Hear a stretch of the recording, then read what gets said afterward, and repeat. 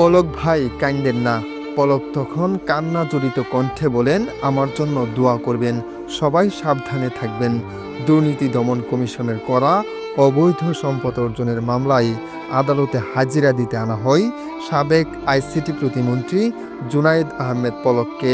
এ সময় পুলিশের প্রিজন ভ্যানে দাঁড়িয়ে অঝরে কান্না করতে থাকেন পলক। সবাই সাবধানে থাকেন। দেখা যায় আদালত চত্বরে পলকের কাছাকাছি চলে আসেন এলাকার কিছু মানুষ।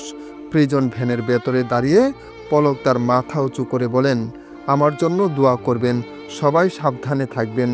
তখন একজন বলেন, কোনো টেনশন করেন না ভাই। এ কথা শোনার পর পলক অঝরে কাঁদতে থাকেন।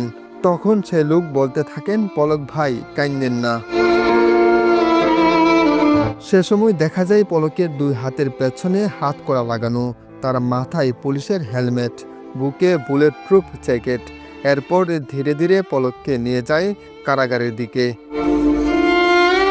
আদালত সূত্রে জানা যায়, অর্থ পাচার মামলায় সাবেক তথ্য যোগাযোগ প্রযুক্তি প্রতিমন্ত্রী জুনায়েদ আহমেদ পলকের বিরুদ্ধে প্রতিবেদন দাখিলের জন্য বুধবার দিন ধার্য ছিল।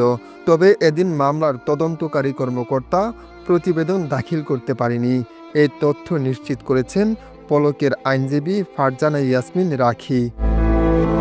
গত বছরের 12 ডিসেম্বর জ্ঞাত আয় বহির্ভূত সম্পদ অর্জনের অভিযোগ এনে পলকের বিরুদ্ধে মামলা দায়ের করেন দুদকের উপপরিচালক মোহাম্মদ মুস্তাফিজুর রহমান।